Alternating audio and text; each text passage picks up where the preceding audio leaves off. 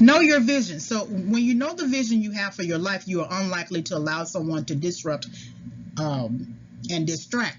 If you do not know the vision you have for your life, then this is something you should accomplish before considering a long-term partner. Your vision is your purpose for living and navigating this life. Therefore, you have to ask yourself if a long-term or short-term mating strategy will hinder you from accomplishing your purpose. So if you don't want commitment right now, you still have to sort of gauge whether getting into a short-term mating strategy is workable for you. You know, once you begin to find your purpose and you begin to think about these things and you think about the legacy you want to live, you are less likely to engage in a lot of distractions. It's only when you don't know who you are or what you haven't discovered your purpose or your vision for yourself that is easier to bring in hindrances and disruptions and distractions. That's what happened with me early. I didn't know I was going to become a teacher, for one. And I definitely did not know I was going to write a book or do this series or anything like that. All that stuff happened right here in my 40s. In my 20s, I got distracted. I was a people pleaser. I got with the wrong people.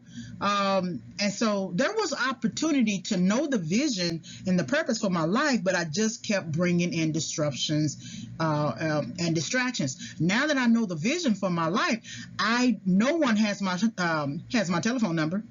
You don't need to know where I live, because I'm trying to accomplish something, and I don't want to wait and procrastinate so long to the point that I'm at an age or at a mindset that I don't want to do it anymore. And that's why I encourage you to listen to reason number 9, procrastination, because it is arguably the longest, but it gets you to see how we oftentimes procrastinate the learning process and our own progress as well. So know your vision.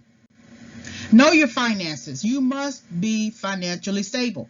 When you are not financially stable, it makes it easier to engage in emotionally disruptive relationships.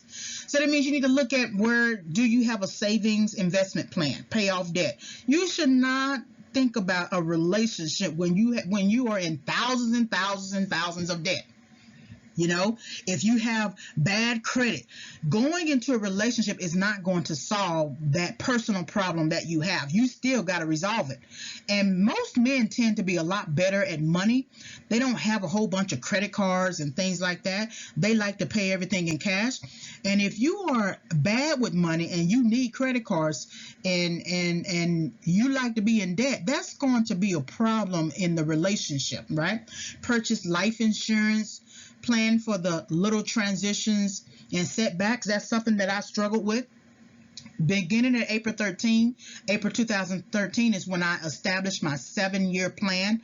That is the first time I established a 7-year plan, but that was due to the fact that I was homeless and I was coming out of that situation, and I said, I just cannot do this anymore.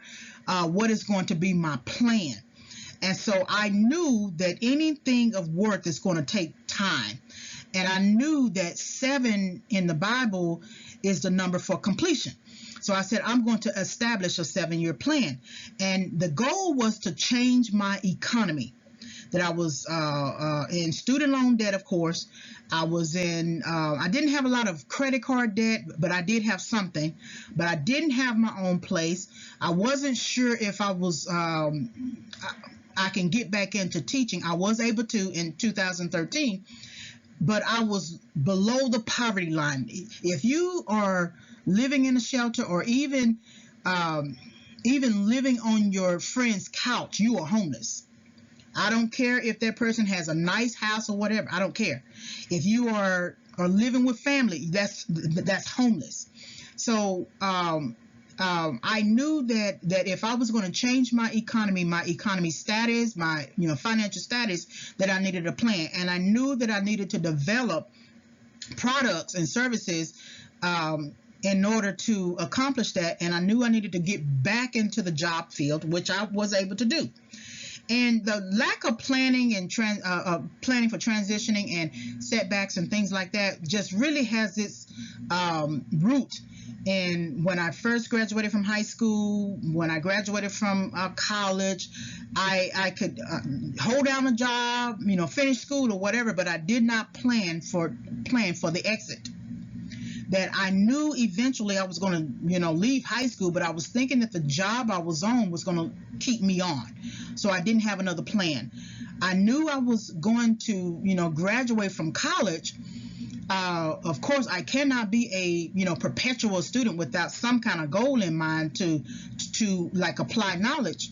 But I didn't plan for that transition. So that lack of planning for transitions and then getting into setback has sort of followed me for a while.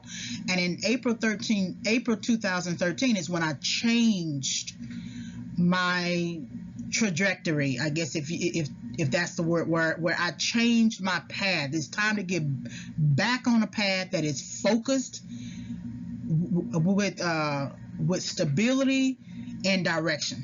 Grow in your career. So, if you are still making $25,000 a year after 10, 15 years in that career, something is going on. You're not growing. You should be advancing. I'm not saying they're going to jump from $25,000 to $50,000. I'm not saying that, but you should be advancing. That you should be able to look at your past income checks or whatever and look at the difference. I knew the difference from when I started back working, what I made, and then the full year of being on that job, what I made, and then going forward, what I'm making now. Create a side hustle or turn that hobby into a second income. So in 2013, I went back to work. I was able to get back on with teaching. And I still established a 7-year plan, but it was in 2014 that I got the idea for Rebound Girl. And that was as a result of breaking up with my ex and saying to myself, I got to figure out what's going on with me because I keep choosing the exact same type of person. And you choosing that same type of person, same situation will affect your finances, because he was able to save money, but I didn't. Because I'm so preoccupied with him and helping him that I'm not covering myself. And I learned that, and I said I need to come up with something. So I began to journal just a lengthy paragraph about the activities in that relationship. And then I printed it out and looked at it, and I said, this looks like the beginnings of a book or something. And so I'm good at sort of looking at something and interpreting it something and saying there's value there. So I separated the paragraph, and I separated that long paragraph into many paragraphs or sentences, and I said, this looks like maybe chapters. And so I started to place that content in different areas in my Microsoft Word. And then I started to, fill out the content. And then after that, I researched rebound relationships in the scholarship literature, right? And then it took me in, different directions. And then I wrote that book. And I finished it somewhere in 2015. And then I wrote all the other books. And everything was completed by a little before 2016. And so now that hobby of writing, and then of course my gift and talent for teaching, is now going to turn into a second income.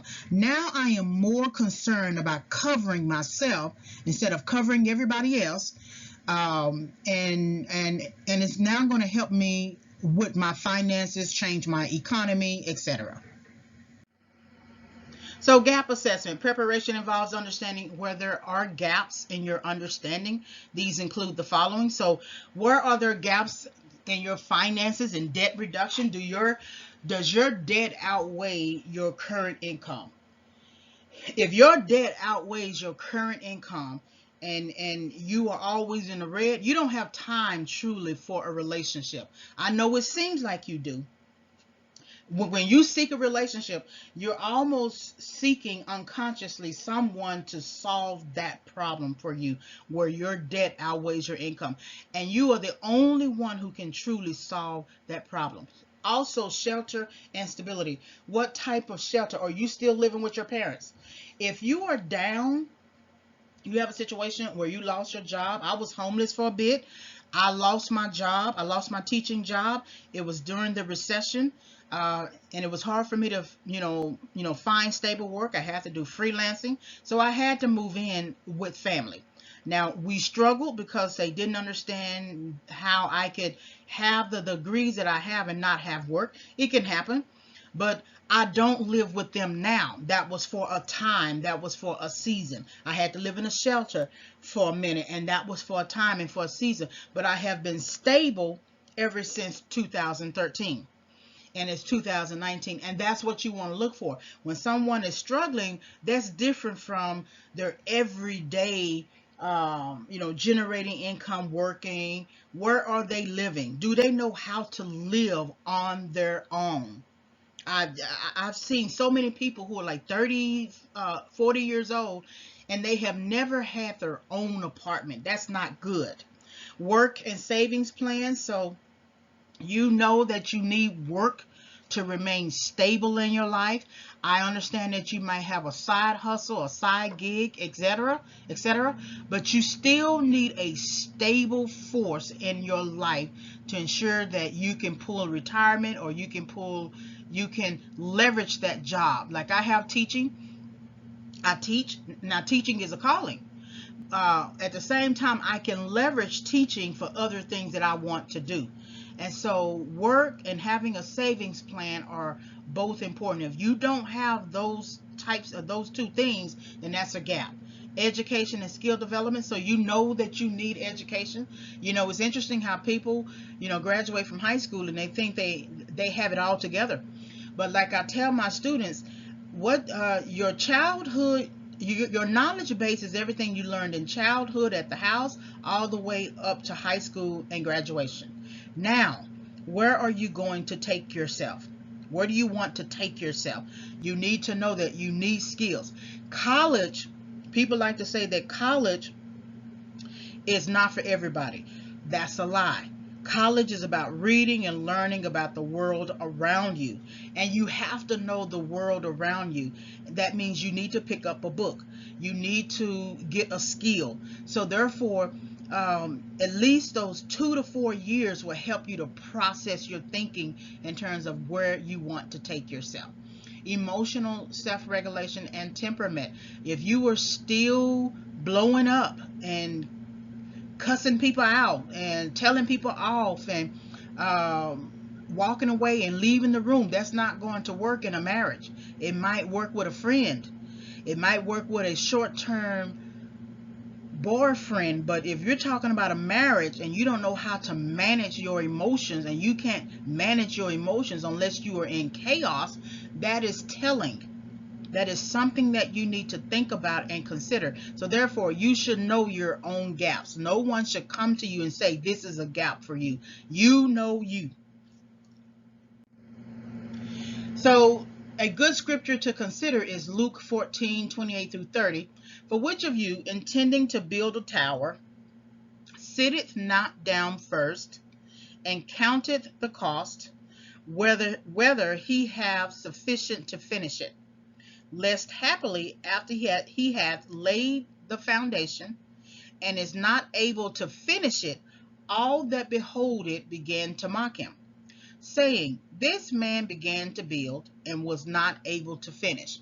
How many times do you hear people sort of mock or have criticism for people who, got into a marriage and then the marriage didn't work, and they said, well, didn't you know that before? That's that question that people like to ask. You didn't know he was like that before? And that's a very telling question, because it seems like it's so accusatory, but it truly is informative that there's a lack of knowledge that you don't have about that type of situation that you should have gotten before you got married, right? Or before you moved the person into your house. that if that person never had money, every time you turn around, you got to give him some money, give her some money. That tells you that they have a problem with their finances. If you look up month by month, they still haven't found a job, and there's no true intent for them to find a job, right? And some people can fool you. Some people can. I know some people who can get jobs.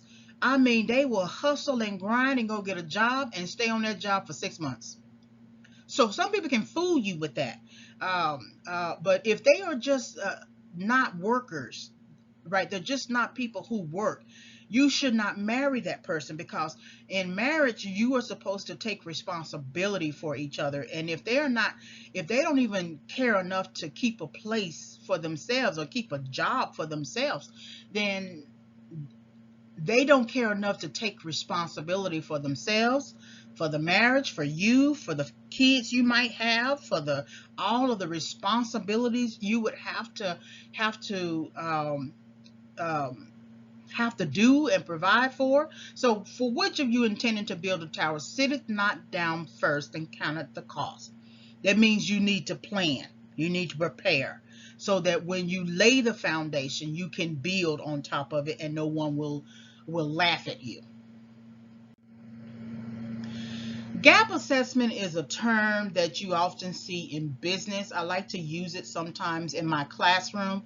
A gap assessment, or in industry terms, gap analysis, is a technique business leaders use to determine the steps needed to move from a current state to a desired state. So a gap analysis includes the following steps: listing characteristics of your present situation. My present situation at 2013 was that I was homeless, didn't have a job, no money saved. So then I said to myself, I'm going to set a 7-year plan to change my economic state. I was going to get out of one economic state, which I was just below poverty line, right? Because if you don't have a job, you are, just below poverty line. And my goal is to change my economic state to get above poverty line and into stability. Now, I didn't know that I was going to create these rebound relationship series and write the books until 2014. But I sat down and said, I need to develop a plan, because my current state is a state of unsoundness, that I am unsound financially. And being unsound financially affects you mentally, emotionally, psychologically, and in other areas as well. So list characteristics of your present situation, your attributes, your competencies, your performance. List characteristics needed to achieve a future situation, what you should be. At a certain age, you should be progressing. You are no longer in your 20s. So when I was in my 30s and I was struggling and I lost my job and everything, I was regressing. So that meant I needed to determine what I should be. What my should be was I needed to get a stable job, get a place to live, stay in that place, don't move out, no setbacks, no more setbacks, and plan from there. And that's what I exactly did. Highlight the gaps that exist and that need to be filled. So for me, financial unsoundness was a gap. So that means I said in the previous audios that I needed to pursue financial wellness. So that means if I needed to pursue financial wellness, and I'm using the term wellness, then that means I am ill somewhere. I'm not well. And I was unwell, or I was ill in finances. And I have a whole long history of jumping over finances, procrastinating, using zeal, right, to get whatever I wanted, using hastiness, and still ended up being set back. So a gap assessment or gap analysis, it is the difference between what is and what should be. So as you look at your gaps and current position, where are you today financially? Where Does your debt outweigh your income economically?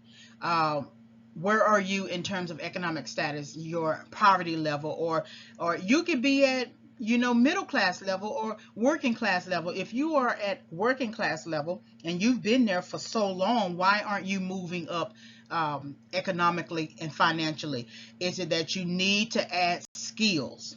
Is it that you need to add some sort of education? If you don't want to go for a 2 year to 4 year degree, you can always get a certificate.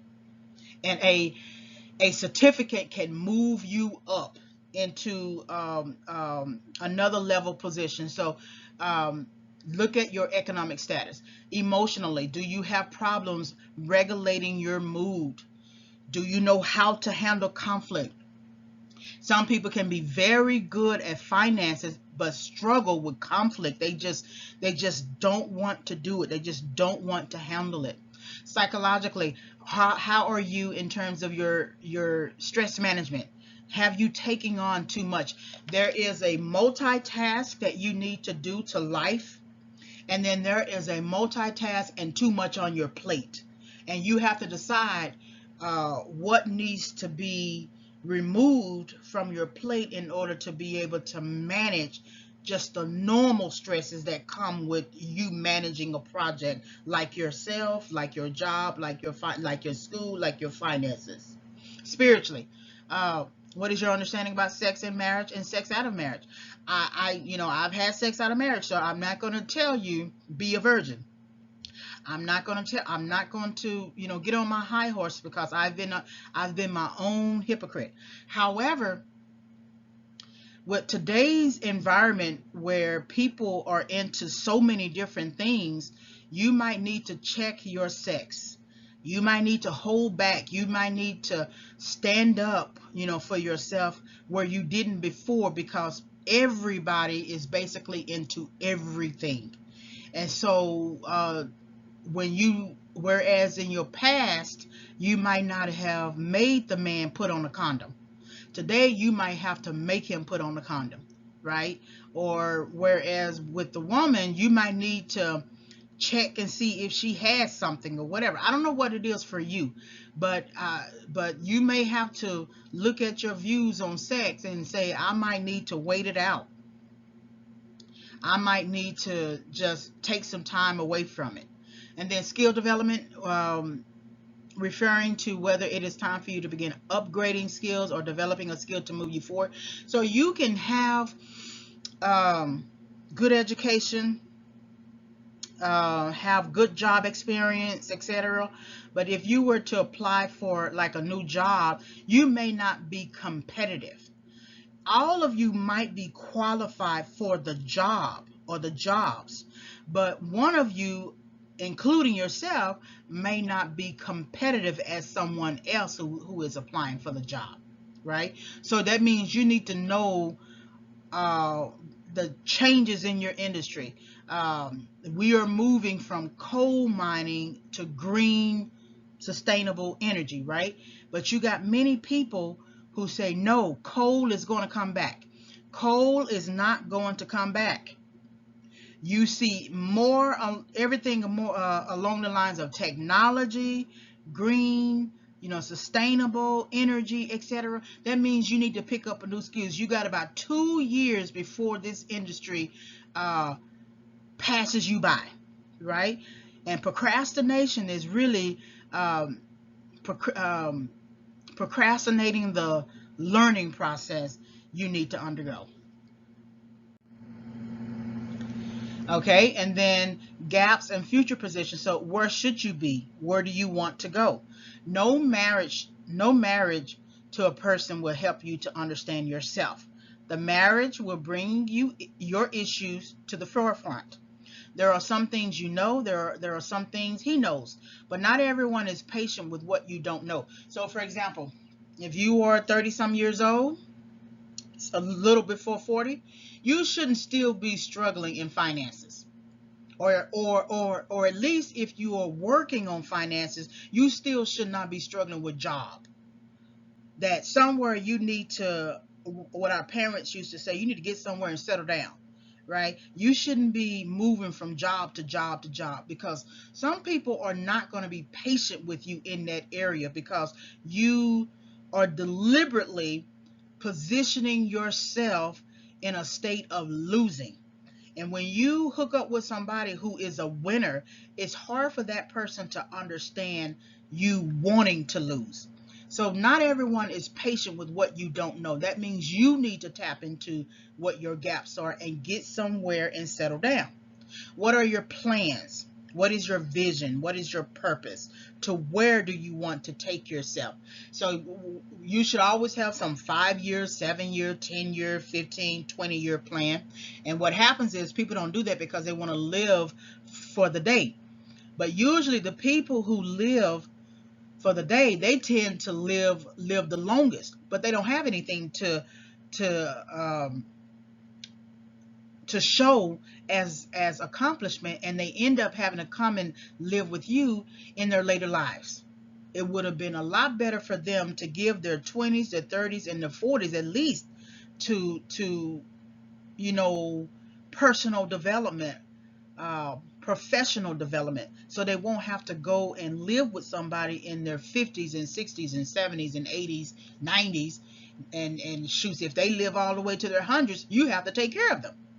His plans cannot be your plans, even if you are pursuing compatibility or should be compatible. You still, that person that you want to marry, that person is responsible for ensuring that they are compatible within their own lives. So are you. And then when you come together, there is some level of compatibility. But you shouldn't look for that person to be the light in your situation. So discovery of you must begin with you.